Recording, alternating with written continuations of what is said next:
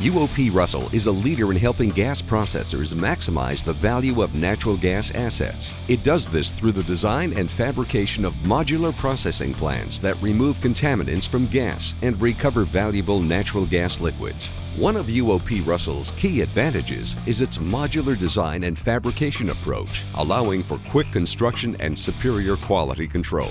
Because of their modular design and construction, the entire plant can be easily shipped by truck on the ground or by sea. The plant's modules are easily transported to prepared work sites, even in remote locations where gas is often discovered.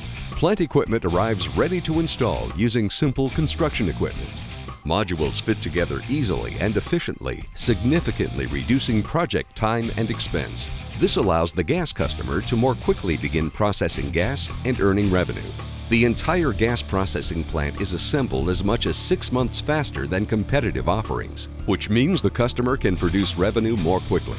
UOP Russell's plants are designed to meet even the most challenging applications for gas treating, dehydration, and natural gas liquids recovery. And UOP Russell's extensive field experience and familiarity with the latest technologies delivers plants that are dependable, durable, safe, and easy to maintain.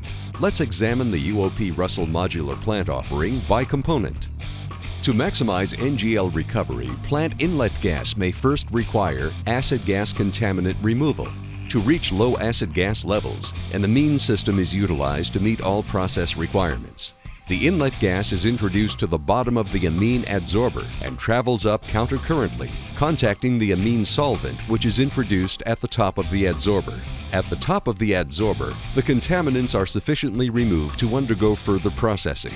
The clean gas, now saturated with water, travels to the molecular sieve system for dehydration. As the gas flows through the molecular sieve bed, water is preferentially adsorbed, yielding clean, dry gas ready to be exposed to the cryogenic temperatures required for deep NGL recovery. The gas moves to the refrigeration chiller, where the refrigerant cools the warm gas passing through the coils in the chiller. Chilled gas exits the refrigeration chiller and enters the turbo expander. Expansion of the gas in the turbo expander cools the gas to cryogenic temperatures and condenses the NGLs. This supercooled steam is then sent to the